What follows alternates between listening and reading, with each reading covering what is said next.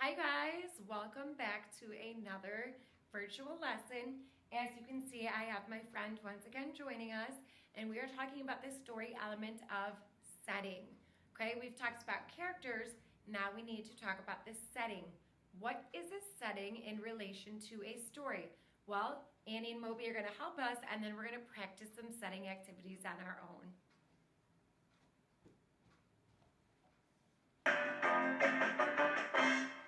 Take me to your leader. I come in peace. Oh no! The backdrop is all wrong for our play. The setting is supposed to be in outer space, not the high seas. What is the setting of a story? A setting is where the story takes place. You know, like where it happens. Yeah, I know we said our play would take place on a ship, but I meant a spaceship in the future, not some old boat from the past. I guess when I said the setting is where a story takes place, I was only half right. The setting is also when a story takes place. Like, a story about the Pilgrims arriving in America would take place a long time ago, during a totally different time period. It would be really weird if a story about the Pilgrims took place in the present. You know, like today. Whoa, that would really change everything. How does the setting affect the story? In Hansel and Gretel, the two characters walk through the deep, dark woods. But imagine if Hansel and Gretel walked through a bright, happy forest. That's a totally different setting, right? Anyway, the setting can really affect the mood of a story and make you feel different things. Let's see. After they walk through the woods, Hansel and Gretel find a house made of candy. Moby, you really shouldn't eat the house. It's rude. This is the witch's house. The story of Hansel and Gretel happens in several different places. How can the setting change in a story? I know that lots of stories have different settings, but some stories have only one place that changes over time. Well, this house is in the countryside now, but maybe later other houses will be built near it. And then soon this place will turn into a small town.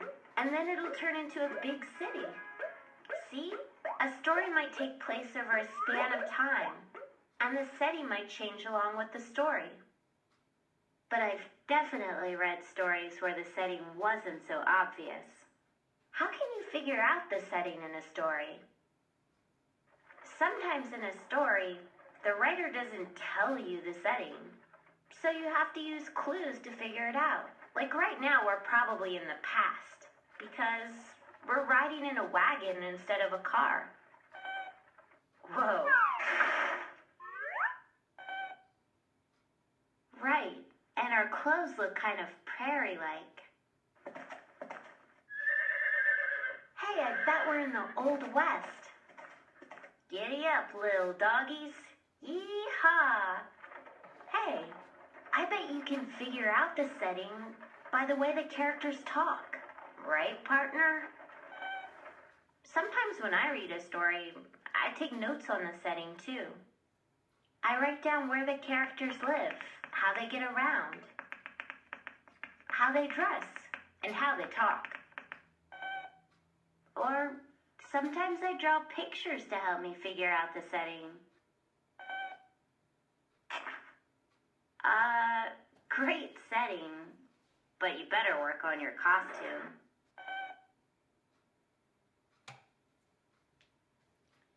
Silly Moby, he's always doing something crazy. Okay, so if you're paying attention, the setting is where and when a story takes place. Sometimes the setting isn't always obvious, like she said. They didn't tell you they were in the Wild West. You had to use clues from what you saw. We saw they were in a buggy with horses instead of cars. Their clothes were different than the clothes we wear now. She also said by the way we talk, we can help identify the setting.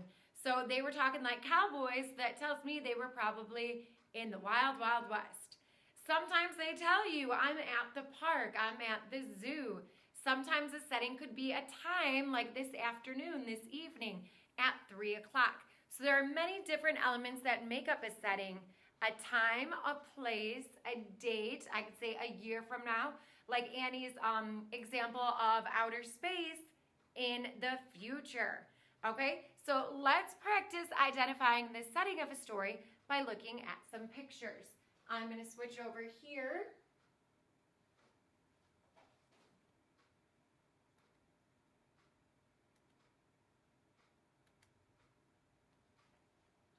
And we are going to complete this activity of identifying this setting together. Okay, so I have some pictures up here, and we are going to identify this setting looking at the clues in a picture. Now, in first grade, a lot of the times this setting is pretty easy to figure out. I can see I'm on a train in a station with a bunch of people and a bunch of other trains, so that tells me I'm probably at a train station. If I see a bunch of kids playing outside and teachers standing around, those clues tell me I'm probably at school at recess. Now, a lot of times this setting changes throughout the story. Just like in movies, I'm not always in the same place. It's not always the same place, the same time. I go to different settings. I might be at school and then I go home. I might go to the mall. I might go to the park. So the setting is going to constantly change.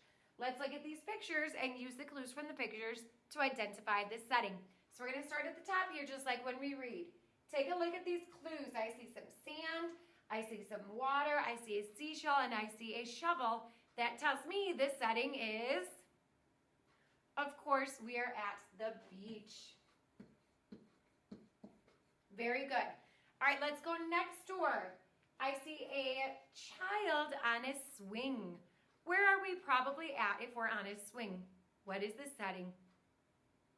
Of course, we're probably at a park. Very good. Okay, let's jump down. You can see this picture. I see 6 students sitting at a table. I see a chalkboard. I see an adult right here, and I see somebody raising their hand. I put all those clues together, and that tells me the setting is, of course, at school. So like I said, identifying this setting in first grade is pretty simple, but it's not always going to stay that simple like we saw in the video. Sometimes the setting is not so obvious. We have to put the way the characters look, the way they talk, the time period. We have to put all those clues together to figure out a setting. All right, let's take a look at this next picture. I see a man, and I see another man in a seat, and this man has some scissors in his hand. Where are we probably at? What is the setting? Good, he's probably at the barber shop or a hair salon. Yes. Okay, let's go down here. This man is quite happy. He's pushing a cart, and there's a bunch of food in there. Where is he probably at if you're pushing a cart full of food? What is the setting? Of course, the grocery store. Very simple. Good job, you guys. Okay, let's go next door. I don't see any people, but I see we're outside. I see an airplane. I see a tall building and another small building. That clue of an airplane is probably your biggest clue. Where are you probably at? Where's the setting? Yes, of course, we're at the airport. Where else are you going to be seeing airplanes on the ground if you're not in the airports? All right, we have 4 more left. You guys are doing awesome. Let's look down here. I see a bunch of skyscrapers, really tall buildings. Where do you see those? I don't see those where I live, but if I take a drive, I can see them in this setting. Yes, of course, downtown, or you're in a city. A city, very good. Let's go next door. I see a big spaceship. I see a man wearing some kind of suit holding a flag. And if I look in the background, I see some kind of planets. What is the setting? Good, you could say he's in outer space, or you could be specific and say maybe he's on the moon. I see all those craters. Good. Now, the last two down here might be kind of hard to see because of my tools, and I don't know how to hide that. So I see a man, and I see he's pumping something, and the word says gas. Where do you pump gas? Of course, the setting is at a gas station. Very good. All right, and of course, our last one down here again. This one's kind of hard to see, but I see a carousel and a tent. Where would you see a carousel and a tent? They are probably, what is the setting? Yes, they're probably at a carnival or some kind of amusement park. Okay, so very simple identifying the setting using the clues we see in pictures. The same thing goes for when we read stories. We look at those pictures, we use clues of what the characters are saying, what they're wearing, and what we see to help identify a setting. And remember, a setting is where a story takes place and when a story takes place. So don't forget that when you're identifying settings.